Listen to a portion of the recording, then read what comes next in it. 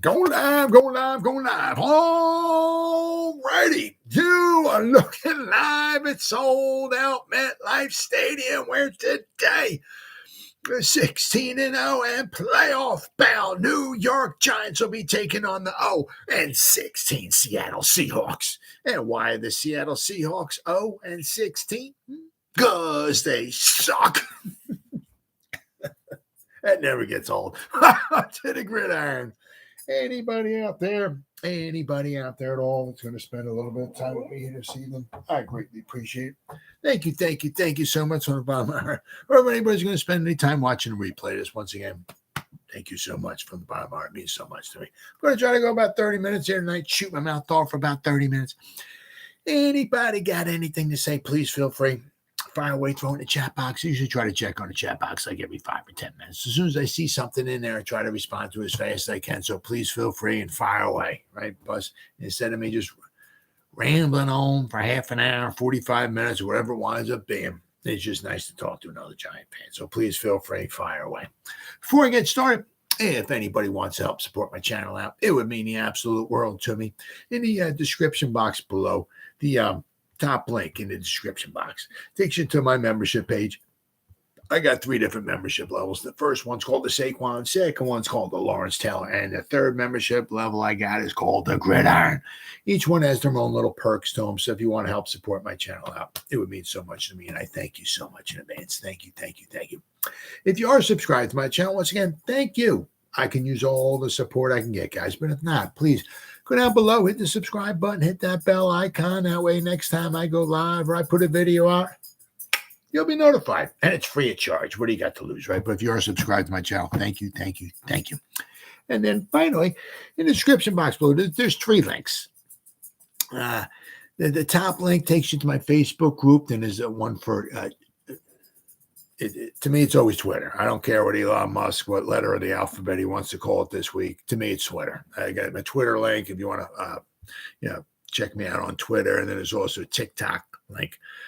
I try to put some videos up there on TikTok and in Twitter like every day. And also, I said in the Facebook group, what do we have? We have over 6,700 members in the group. It's doing really, really well. It's called the New York Giants of Gridiron, and I try to put stuff in there every day. So please join the group, follow me on Twitter, and check out my TikTok account. I greatly appreciate it. All right. Well, with all that stuff said and done and away with, well, the Giants were off today. So basically what they were kind of saying is tomorrow, meaning obviously Thursday, would be like what a Wednesday usually would be for the Giants, right? And getting in preparation for the game, the Monday night game against the Seahawks. And I'll tell you what, this is you really hate to say, must win, but if they lose, they go to 1-2. Then they got to play the next 2 games against Miami, who just put up only 70 points. So, they're going to put up some points. The Giants aren't shutting them down.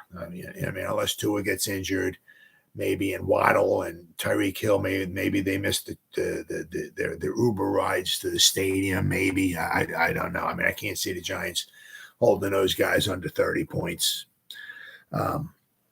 So, and then of course, then they have Buffalo, who can put up some points. They just put up 37 on the Commanders. So, I mean,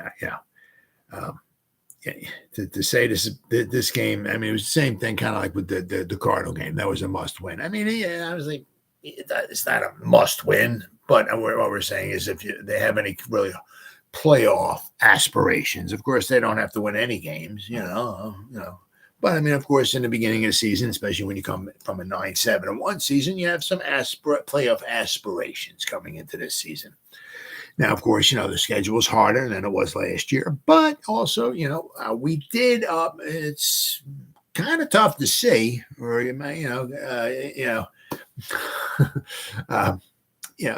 hard to maybe understand or grasp or whatever. But we did actually upgrade the roster, right?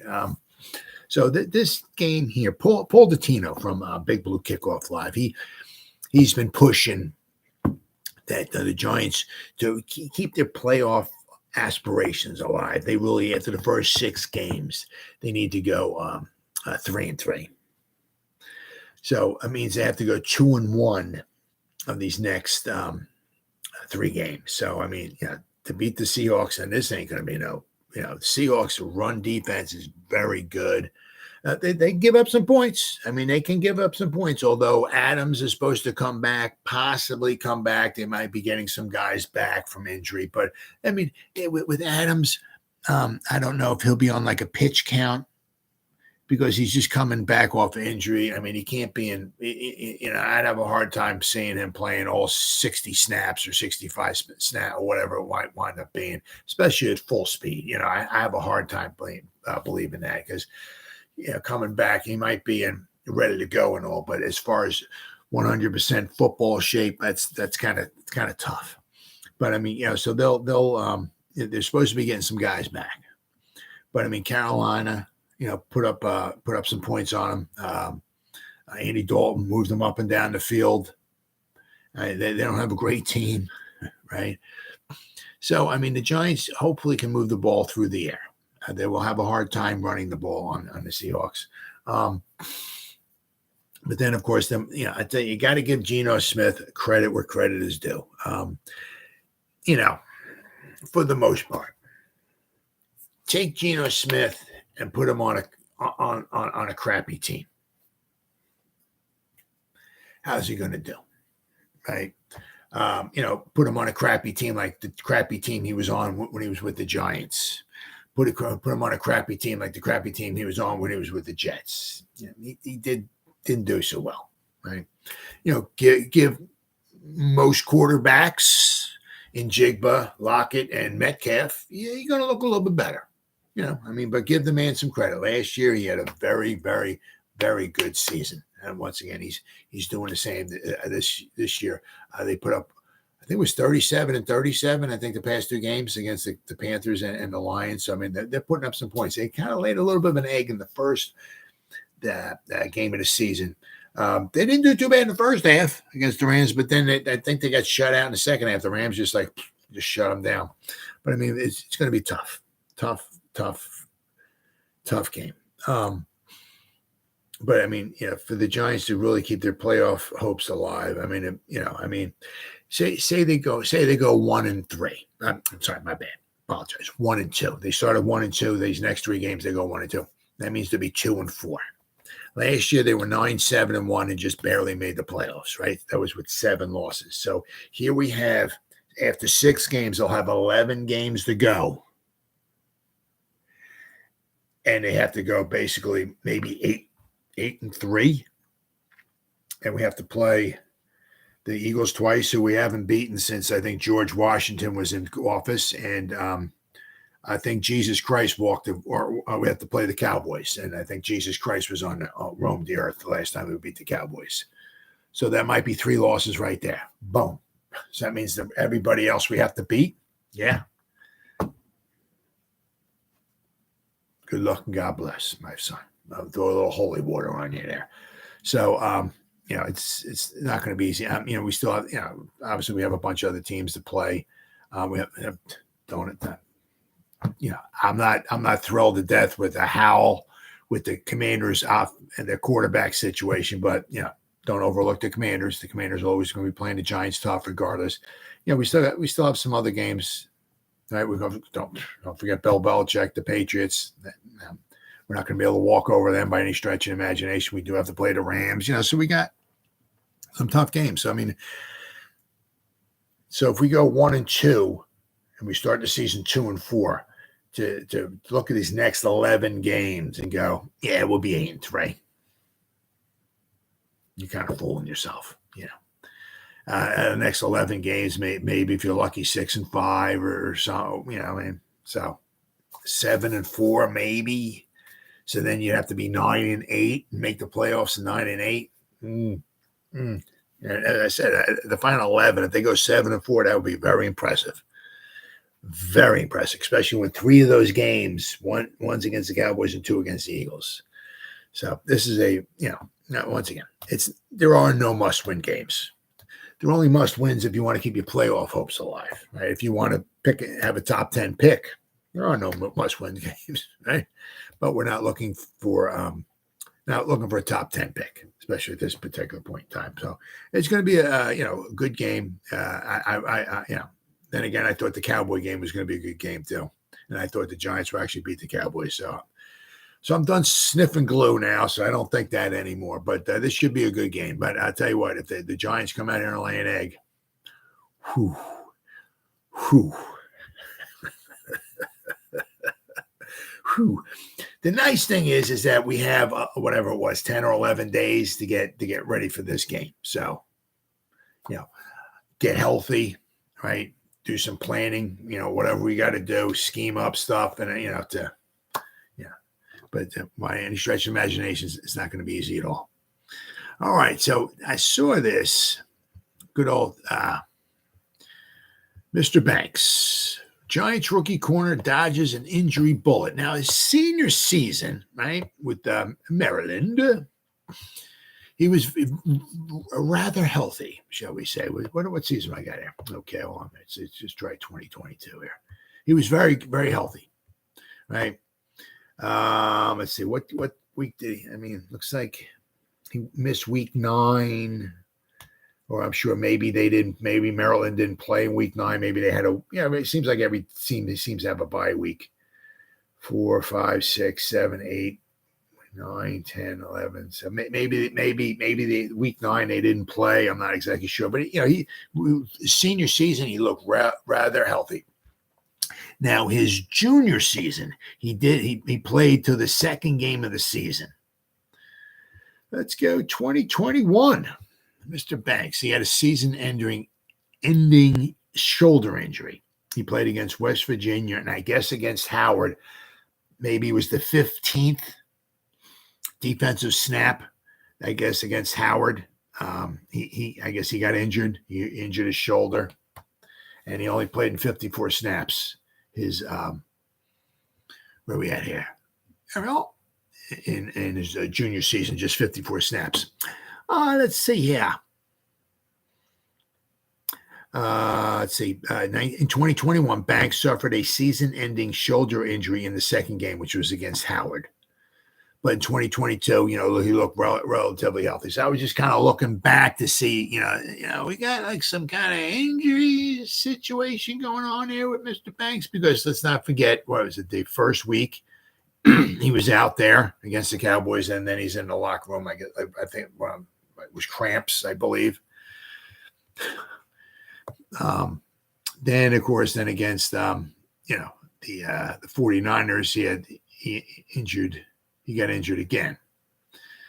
So this is Empire Sports Media. They got this ad here. The New York Giants regular season has been riddled with injuries right from the outset. Yeah, see, you open up the dictionary and you look at the word injuries, and there's a picture of the Giants helmet right next to injuries.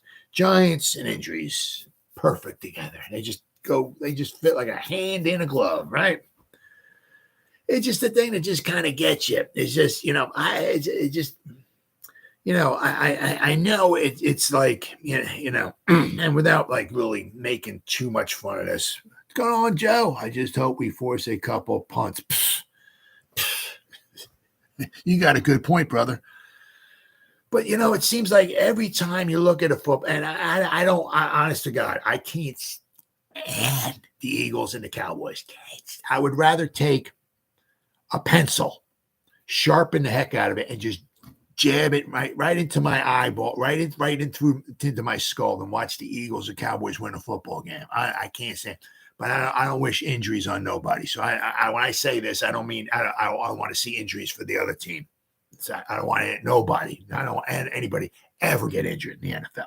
No, ever. Even an ingrown toenail, nothing. Unfortunately, it's part of the game. But it's just like, it just seems like, we're talking about Devontae Banks with the injuries. But I mean, it's like, when was the last time we like saw a Giants game? And maybe a Giant guy maybe gets injured or something, but I just get so frustrated sometimes with this. It's like, when was the other that we saw the other team and have like 4 or 5 or 6 guys just like constantly like limping off the field? It just seems like every game it's like the Giants.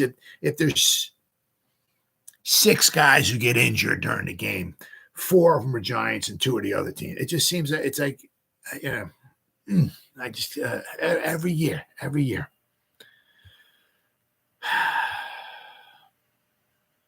Okay, because hopefully we'll be getting Andrew Thomas and Ben Bredesen back for Week 4 against the Seahawks. Yet all eyes have been on rookie cornerback Deonte Banks after he exited last Thursday's game with an alarming left arm injury. But apparently, Gordon, it looks like he's hopefully dodging a bullet, thankfully, because I tell you what, man, you look at, obviously with the 49ers, thankfully they didn't have Ayuk in there, right? Could you imagine? Right? But I mean, with the Skittle man, McCaffrey and Deebo Samuel, I mean, come on, cut me a break, right? What 3 studs there? But let's look at the Seattle Seahawks, right? Right? I mean, they drafted they had Njigba, right? They drafted Njigba, right? And they got Lockett and Metcalf. I mean, holy cow, what a threesome! What a threesome! So we need as much help as we can get, right, in the secondary this week, this Monday night. Question. Let's see here. Interesting, Banks had a brief exit in Week 1 during the match against the Cowboys due to cramps. However, his resilience was on display when he took the field as a full participant in practice and made a noticeable difference against the Arizona Cardinals. His early NFL journey boasts of 132 defensive snaps in just 3 games, accumulating 6 tackles and conceding 71 yards in coverage, which encompasses a touchdown and a pass breakup. So in 3 games, well, not quite 3 games, but 71 yards, you can't complain for a rookie.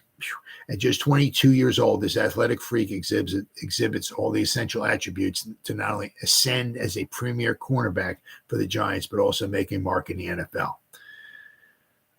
Areas for improvement. Banks has indeed been tested, matched up against proficient receivers, yet his tackling techniques leave room for refinement. That's one of the biggest problems the Giants have, is tackling.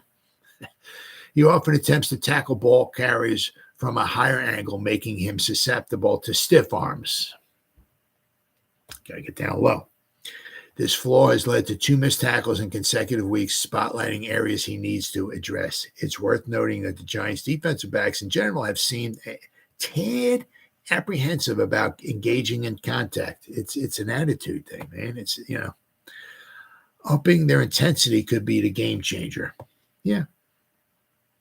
Despite the setbacks, Banks' injury diagnosis brings a sigh of relief for the Giants camp. His left arm's deep bruise isn't deemed grave, so fostering hope that he'll be actively participating in this week's practice. All signs point to him being fully prepped and ready for the impending clash against the Seahawks in Week 4. I'll tell you what, because between, given the Seahawks most a formidable receiving core with Metcalf, Lockett, and Jackson, Smith, and Jigba, Banks, along with the rest of the Giants secondary, will indeed have a demanding task. With potential playoff implications in the backdrop, this match promises to be an electrifying affair. And I tell you what, the tackling issues and all, but they got where we at here? We're trying to tackle Walker and, Metcalf. What a freak of nature that guy is. Holy cow. And I think he lasted to the second round. Right. What we got? We had 2 bad drafts back to back here.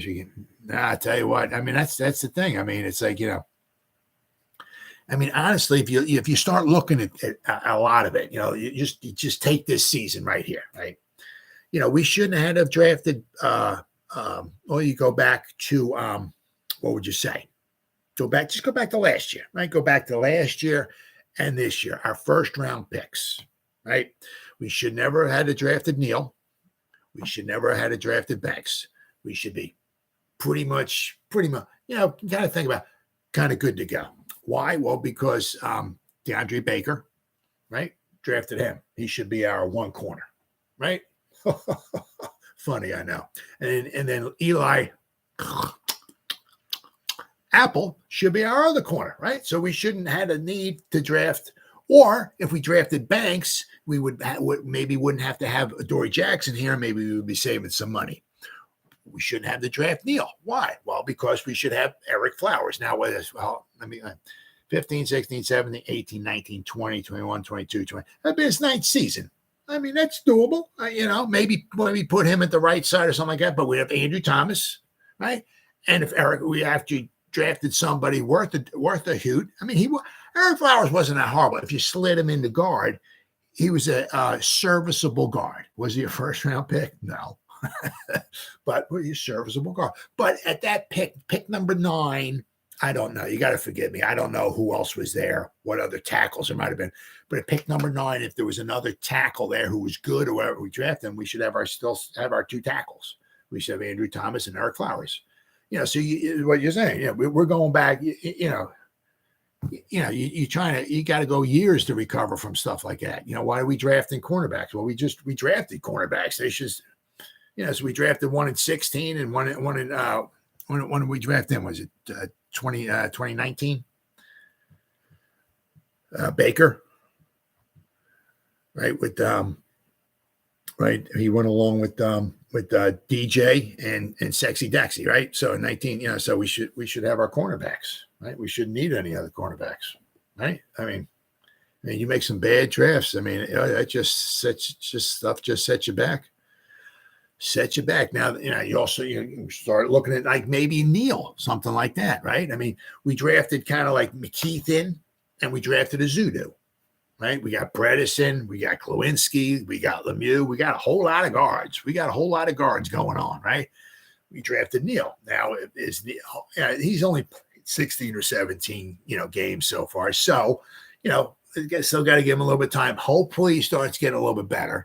But I mean, if there's not much improvement at the end of the season, we might have to slide him into guard. So now we might have to get another tackle. I mean, I don't know if they're thinking about maybe putting a Zudu out there. He didn't do too bad in place of Thomas, but we got a lot of guards, I mean, so is Neal going to have to be another guard? And we have to draft another tackle going forward? But yeah, you're right. I mean, you draft some more bad drafts. You're setting yourself back. I mean, obviously you can miss on the 4th and 5th and 6th rounders, which you really don't want to do. But, those 1st and 2nd round, those early picks, man, you got to hit on them. Really got to hit them. Garrett Wilson was the guy we whipped on. Oh, yeah. Yep.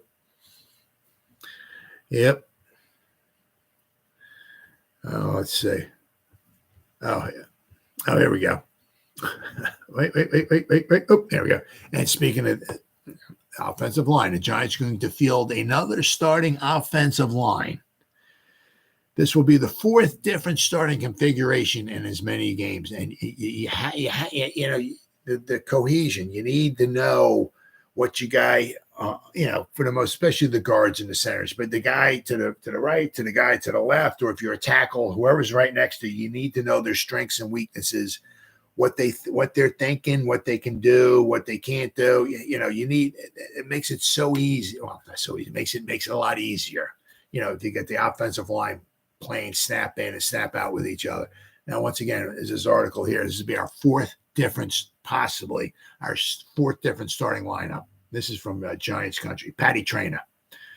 She just locked on Giants. She's very good. It says the Giants spent all summer training camp rotating different guys in and out of various offensive line spots to find the right combination before finally settling on Andrew Thomas and Ben Bredesen, the left guard, Michael Schmitz at center, Glowinski at right guard, and Evan Neal at the right tackle, right? Unfortunately for the Giants, a combination of injuries with Thomas with his hamstring, Glowinski just stinking up the joint. And then, of course, you got Bredesen with his concussion.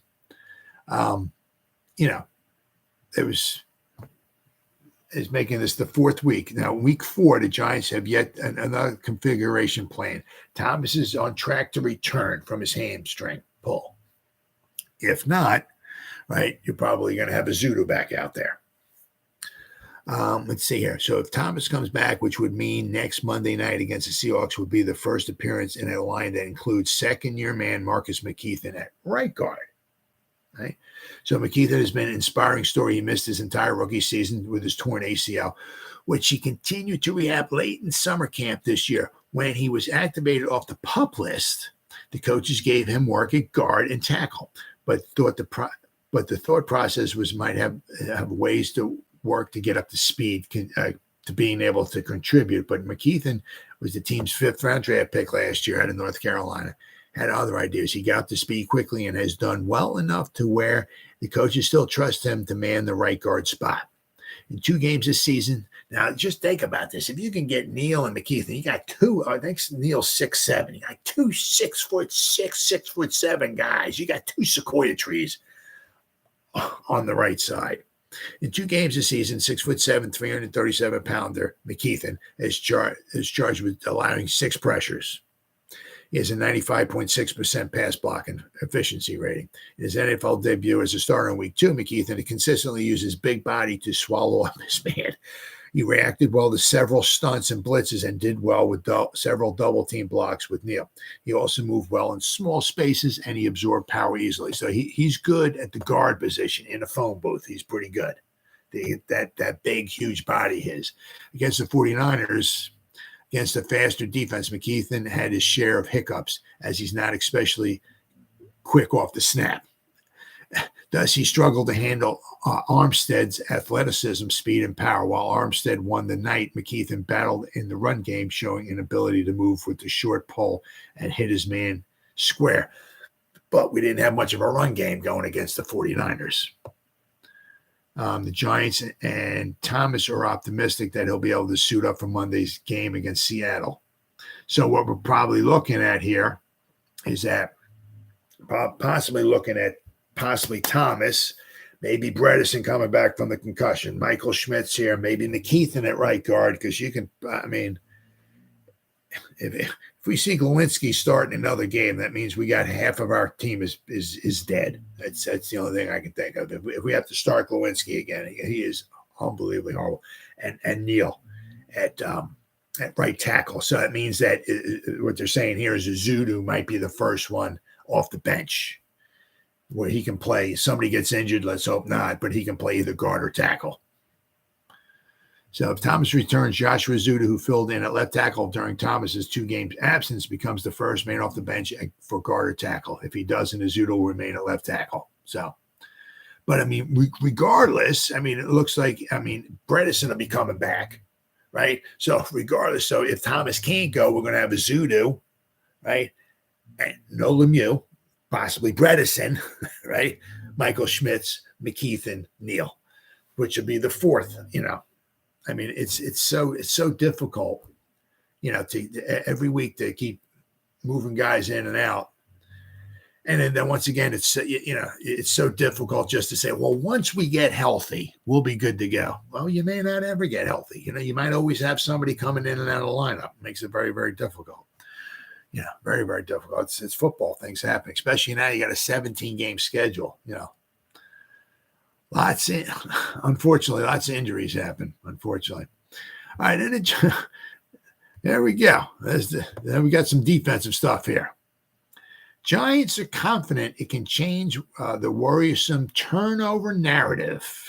I'm dying to see this happen. Coordinator Wink Martindale's defense unit also has registered only 2 sacks so far, both last Thursday against the Niners. Yeah.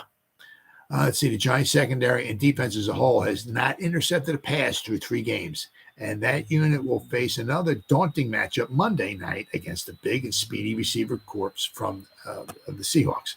That's one of those things that's still early. We need to keep going, keep clicking, and some intention and mentality, and we need those things will come. Nickelback Adoree Jackson said after he walked through practice Tuesday in East Rutherford. Obviously, we want more turnovers and more sacks.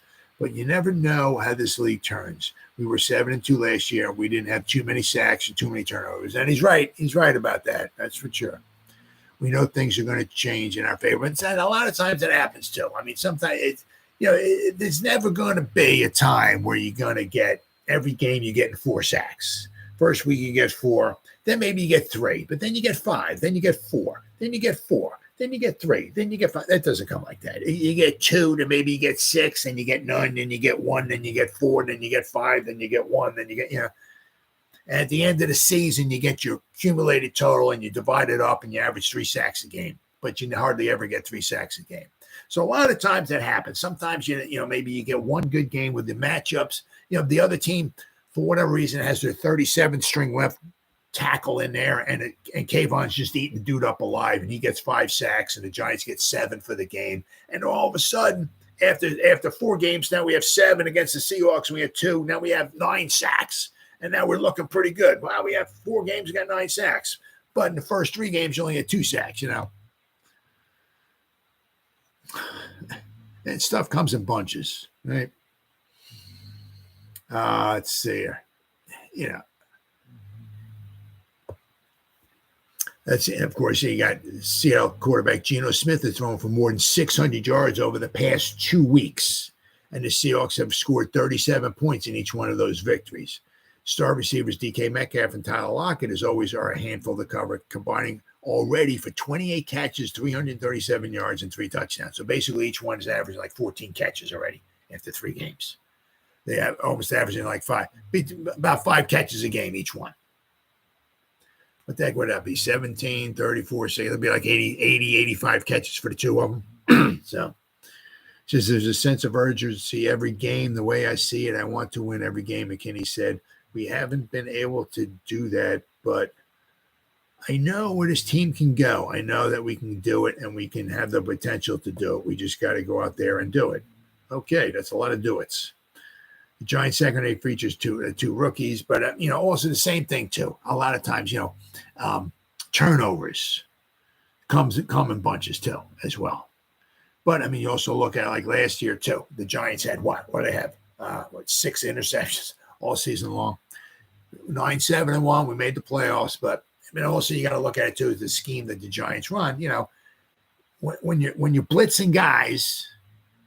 You can't. It's tough to send 5 guys, maybe 6, and usually when you're in the zone defense, right? The guys in the back, they're backing up, right? And they got the receivers in front of them. I guess one eye on the quarterback, one on the receiver, whatever, but everything's in front of them. So they can kind of see the quarterback's eyeing up over here, right? He's going like this. They can say, oh, he's letting it go. He's okay. And then they can maybe make a break on the ball, right? That's with the zone coverage. You're backing up in zone, right? Keeping stuff in front of you. If they do make a catch, you rally around the ball, you make the tackle, you bring them down, and you try to make them work their way down the field without making a mistake. It's tough. It's tough to get a 15-play drive all the way down the field without making an error, without getting a holding penalty or getting a sack or whatever, something, a drive killer. But the way it is with Wicks, the way he calls it, and you send, 5 guys, right? So that leaves 6 guys in the secondary. There's not many zone defenses with just 6 guys. You might have, some guys covering man on man, and you might have, somebody in the middle of the field. But for the most part, you got a lot of one-on-one coverage. So when you got the one-on-one coverage, you're running with the receiver. You're not checking out the quarterback. So it makes it more difficult, obviously, to come up with interceptions in Wink's scheme. What was it? When did Xavier McKinney? Was it Judge's final season? I think it was in 2021. That's when he had that what Patrick Graham was calling the plays. He had 5 interceptions. One of them was the pick 6 against the Raiders, right? He picked it off and ran it back for a touchdown. And I think that actually wound up being the difference in the game, 23-16. Well, we were in, I guess zone cover. That Graham seemed like he like to call a lot of that. Have the guys drop back in coverage, right? Keep everything in front of you. If they make the catch, you rally around the ball, you tackle them, without them getting big, huge plays on you, right? And just have them try to dink and dunk their way down the field, try to get a 12, 13, 14, 15 play down the field, to score a touchdown without something going wrong. And that's what Graham seemed to dial up. So that allowed the Giants defense, obviously, more of a chances to pick passes off than Wink Martindale's, So, but also sometimes, turnovers do come in bunches. You might have one game that's just really sloppy, and you might get 3 turnovers, and then the next game you might get 2 turnovers or whatever, and now all of a sudden you got 5 or 6 for the season. Then you don't look so bad. But another one. It seems like maybe some of the tackling you're kind of wondering, are they trying to, especially with some of these missed tackles, are they trying to, themselves, punch the ball, try to knock the ball out from the ball carrier? I mean, isn't that more like a, if you're wrapping up a guy, you got to hold on the guy, and then the cavalry comes, right? So you're holding the guy up or standing up or whatever, then the cavalry comes, and that's when the punching bags start coming in. That's when they try to start. I wonder if they're trying to, knock the ball, get the ball loose by themselves, trying to, instead of making a tackle, I'll just knock the ball out. But speaking of that, old Xavier McKinney, this one here. There we go. Xavier McKinney sees two bigger defensive concerns than the tackling woes. Well, tackling woes are pretty bad, because if you can't tackle, guess what? You're not winning. Xavier McKinney, in his estimation, the Giants had bigger concerns to tackle than their inability, I guess, to tackle. Oh, my goodness. I get a kick out of that. Where are we at here? I think those are two of the big things to keep in mind. Right now, we're just trying to figure out a way that we can be able to focus on turnovers and get the ball back for our offense quickly. I mean, so he's worried. Xavier McKinney is more worried about the forcing turnovers, okay, and stopping drives, which I understand. But don't they kind of go hand in hand? I mean, if you tackle better, right? He said the missed tackles. Now it shows right here. Kenneth Walker has created 14 missed tackles. DK Metcalf has forced 6 missed tackles. He says that's why that's not why we lost 2 games. McKinney said we have to be better with that. The fundamentals matter, and we have to do a lot better in the aspect, which we will. But that's not the reason why the games we're going, and that's how. But that's not the reason why the games are going how they're going. I'm not going to stress too much about the tackling, because we're a good tackling team. Now, interestingly enough, last season the Giants were a good tackling team. Obviously, we've got to going through a little bit of a hiccup, but like I said, we'll correct it and we'll keep moving forward. McKinney's attention is focused on 2 points recurring over the first 3 games. The Giants have 0 takeaways and going 5+ games into last season without recording an interception. And they have allowed 10 first half scoring drives responsible for the halftime deficits of 26, 20, and 14 points respectively.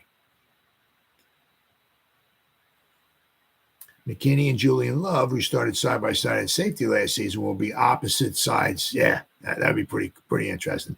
But so McKinney's more. Let's stop these drives in the first half and let's get some more turnovers. Okay, but I'm dying to see tackling.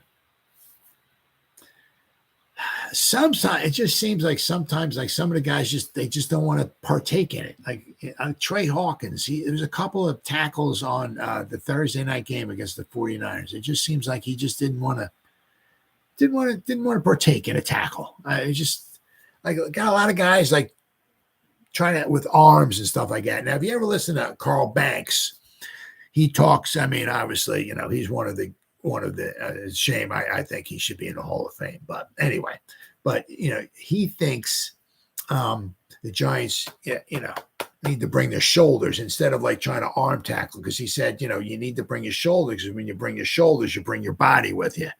And you get some of these guys nowadays, you're just trying to go out there and trying to arm tackle them, and they just break, like the Kenneth Walker, the guy from the Seahawks. You try to arm tackle that guy, forget about it. He'll rip your arms off. You got to bring your body with you, your shoulders with you. That'll bring you the body, But also, I mean, the tackling, that's an attitude thing. And also, some of it, you look at the Cowboys coming into the Giants Stadium Week 1. You just almost seemed like, the way they came in and they were, that was their second home. That was their home away from home. This is our, I mean, they brought more juice than the Giants did. The Giants came in running in, won the, the nighttime game, and here we are, and okay, the Cowboys came, they brought it. They straight up brought it, right? It's an attitude thing, especially the tackling, rallying to the ball, right? One guy tackles and holds on or whatever. How many people can you get? They talk about how many people can you get in the picture, right? When the ball carrier is going down, how many Giants are in the picture? That's a hustle thing. That's an attitude thing. That's a pride thing, right? Some of the guys like Connor, the running back from the Cardinals, what a beast, right? But I mean, the Skittle man, Deebo Samuel, some of them, they were they were almost like making fun of the Giants. Some of them, I mean, the way that they were just like breaking through tackles and all and everything. It's an attitude thing. And I'm not saying by absolutely no stretch. I don't mean go in there. Oh, the guy makes fun of you. Okay, we'll take his kneecaps in. I don't mean that. I don't mean take his head off or nothing like that. But I mean, it's an attitude thing. All right, okay, yeah. You want to run for some extra yards? Okay, all right, Bob. Okay. Well, we got a little plan going on here. What first guy holds on. The other 10 come. Everybody comes in, takes a shot at you. There you go. How do you like us now? You do that, you had everybody, you get 3, 4, 5 shots on every time the guy, after a while, that's going to wear down. It's going to wear on you, right? You're going to start thinking about trying to get some extra yards, right? Are you going to go down, right? And, and stay down, or are you going to try to get some extra yards while the rest of our team just piles on you? Right? It's an attitude thing. And I don't see that with any, I don't see anybody on the sideline taking their helmet off and smashing the Kool-Aid container. I don't see anybody taking whatever on the sideline and yelling at the other players. I don't see anybody in the huddle just freaking the frick out. Getting. I don't see any of that. Yeah, it's all right. Yeah, it's all right. Yeah. No, it's not all right. It's embarrassing. It really is embarrassing. All right, and then this one, of course. The Giants blitzing defense patiently waiting for rewards. Oh my goodness. Giants defensive coordinator Wink Martindale lives and dies by the blitz, but so far the Giants defense isn't cashing in on its aggressiveness. No, it's not. As sure as the sun rises in the east and sets in the west, a Wink Martindale New York Giants defense will certainly be among the league leaders in blitz percentage rate. Such is the case again this year, as the Giants have, through 3 games, blitzed an amazing 53.1% of the time. And somehow they're only second. They're second behind the Minnesota Vikings at 63%. Now, when I was kind of shocked. I mean, it's kind of seeing this season, I guess, because they took a wide receiver in the first round. They had no defense last year. So I guess they're I don't know. If so facto, we'll get another wide receiver and we'll just outscore everybody 58-57 because we have no defense. So I was kind of thinking they might want to go defense in the first round because they have no defense. And, they could have beat the Eagles, but they have no defense. Of course, Jefferson fumbling the ball going through the end zone or whatever for a touchback, that didn't help. They gave up, 28 points to the Chargers.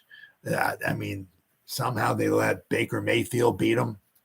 Okay, So I thought they would take a defensive player in the first round, but no, I guess they wanted to take another wide receiver. But so I guess the Minnesota is like, well, we have no defense. We'll just blitz everybody and hopefully maybe we'll win a football game. I don't know. So somehow Wink Martindale's defense is second. They blitz 53% of the time. They're still second. The only problem, however, is that so far the Giants defense has very little to show for their aggressiveness. New York has recorded just 16 pressures on 51 blitzes, putting them 30th in the league in that category with a 16.7% pressure rate. Nestled within those pressures are just 2 sacks, which is 31st in the league. They have 0 interceptions and 0 forced fumbles. And basically, also, you look at it too. I guess it's like 0 forced fumbles. That doesn't mean fumble recoveries. That means not even, you can force a fumble and get a forced fumble, right? Doesn't mean you recover it, but no fumble recoveries, no forced fumbles, no interceptions, and they had 2 sacks in 3 games. And you blitz all the time. And because usually with the blitzing, that's when you get home, kind of hoping to get home. You maybe have an extra blitzer in there. He comes, knocks the ball loose. The buzzer scramble on the ground, right? And somebody, maybe you recover it, like what happened last year, right? Well, Kayvon, he basically, he saved the one game against the Ravens, right? And toward the end of the game there, he had the strip sack with Lamar Jackson, and I think Leo the line recovered the ball. And Kayvon, I think, was doing his Victor Cruz salsa dance. And then, of course, remember in the game against the Commanders, we had the strip sack, right? You got the fumble recovery. He recovered it and ran into the end zone, and that wound up being actually the difference in the game. So, right? So, can we get anything like that? Anything like that at all? Oh, let's see here. Besides the pressures not having much of an effect on the opponent, and some of it too. You got to tip your cap too. Because a lot of these guys, like Purdy, dropping back the pass, he was blitzed all the time, right? He had to get the ball out fast, and you got to give him some credit. He dropped back the pass. And he found within he had 2 seconds, a little over 2 seconds to get rid of the ball. He got rid of the ball within 2 seconds, found an open guy, hit him, and the guy was off and running usually. So you got to give the quarterbacks credit, because some quarterbacks can handle it, some quarterbacks can't. All right. Besides the pressures not having much an effect on the opponent, there is the matter of missed tackles. According to Pro Football Reference, the Giants are tied for 3rd in the league with the Detroit Lions in missed tackles at 31. I thought it was 29, but here it says 31, which is 10 missed tackles a game. That's very unacceptable.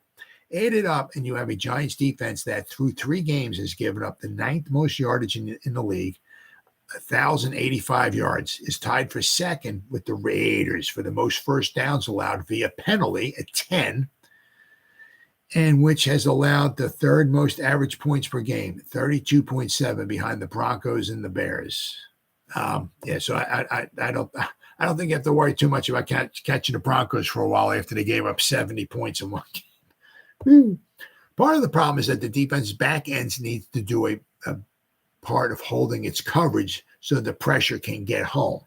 But based on the average time to throw quarterbacks have enjoyed against the Giants so far this season, which per Pro Football Focus has ranged from 2.11 seconds in week 1 against the Cowboys to as much as 2.73 seconds against Arizona, it's easy to see what part of the problem has been.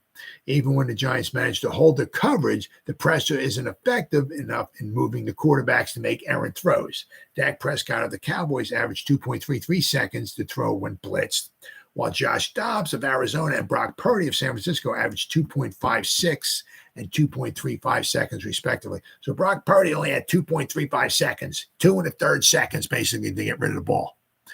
And he made quick decisions. It's not the kind of start the Giants were hoping for, but Adoree Jackson believes that the best is still yet to come for the defense this season.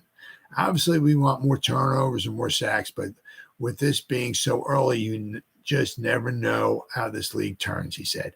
We were 7-2 last year, and we didn't have too many sacks or too many turnovers like that. We know that this league is every Sunday, so we know things will change in our favor. Well, let's hope so, because so far they certainly haven't. But they got the works cut out for them this week. Seattle's going to put up some points. It's hard to say, hard to think otherwise. They're certainly going to put up some points this week. Can the Giants put up some points this week? You don't know about Eli. Because the Seahawks have a very good run defense. So if you put Breida and Brightwell back there, Yeah, they do a very good job of stopping the run. They are a little susceptible to the pass, but as I said, they're supposed to be possibly getting Adams back this week. Now, I don't know if he'll be playing a full game because he came off of a major injury, so I don't know if he's going to be in football shape, but he'll be out there playing, apparently, from what I'm hearing. So that'll make it a little more difficult. But this very important game, especially if the Giants want to keep their playoff hopes alive. I mean, you go 1-3, and then you got to play the Dolphins and the Bills. Both those teams can put up some points too, and the Giants are asking for it. That's a tall task. I mean, because you can see, I mean, if the Giants lose here, you can certainly see them maybe being 2-4 at the best. And that's not what you want to see after 6 games with 11 games left to go. Is that because you figure those final 11 games, say we go 1-2 with these next 3 games. Now we're 2-4. We got 11 games left. 2 of them against the Eagles, who we haven't beaten since I was saying Jesus Christ has walked the earth, and the other one's against the Cowboys. Right, so we got 3 really tough games. You never count out the Commanders. Right, can never count them guys out. I'm not thrilled with their quarterback situation, but they'll give us a real tough game for the money. That's for sure. You got the Rams. I would say we had the Jets, but I mean they're going to play their hearts out. It doesn't matter if Zach Wilson or not. They're going to be playing their hearts out. They got a good defense, right? So if you look at the Giants, who are 2-4. Last season we were 9-7-1. Now, if we were 9-8, I don't think we would have made the playoffs. So we would have to go maybe 10-7 if you want to think of something like that to make the playoffs. So we start 2-4. That means we got to go 8-3 in our last 11 games. Can you see us going 8-3 in our last 11? If we start 2-4 in the first 6, can you see 8-3? Whew.